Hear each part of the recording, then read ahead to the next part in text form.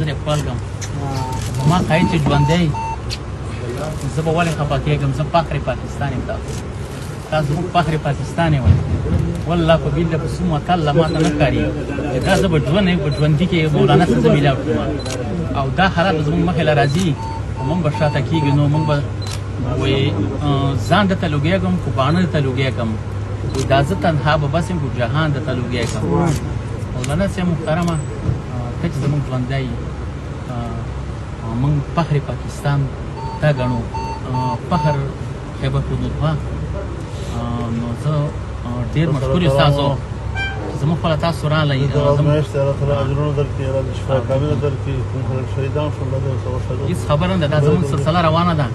او په دې موږ د یو انسان چې میدان ته وځي نو هغه باندې به د ګوړې دغه ګزار نه لګي د مټایانو په هغه به ضرور ګولۍ لګي زه فخر کوم زما په سینه ګولۍ لګېدلې ده ما چې کله ماله شهادت راولي زه به محمد صلی الله علیه وسلم ته وایم زه د قاید صاحب کارکون یم زما په سینه باندې ګولۍ لګېدلې شاید څوک چا شا به ګولۍ لګېدلې او به د قاید صاحب ملګری نه وي یو مې کمیس و په اینو سور شو ما خو کله شهید شو او وراره ته مې وویله ما دا به زمانه نه وایي دا به خو نبي صلی الله علیه وسلم ته زه ورښکاره کوم چې دا کمیس یې ماله په اینو سور او یارو ماله په اینو سور کوم موږ په تا فخر کوو او الله تعالی ډېر عمر درکړي انشاءالله الله به بدله کړي او زه ډېر خوشحاله یم زما څخه قاید صاحب میلاو کړي زه په ژوند باندې او موږ ته به دعاګانې کوي او موږ ډېر فخر کوو ګوره برکت یو ځل بیا خپلوم خفه کېږې به نه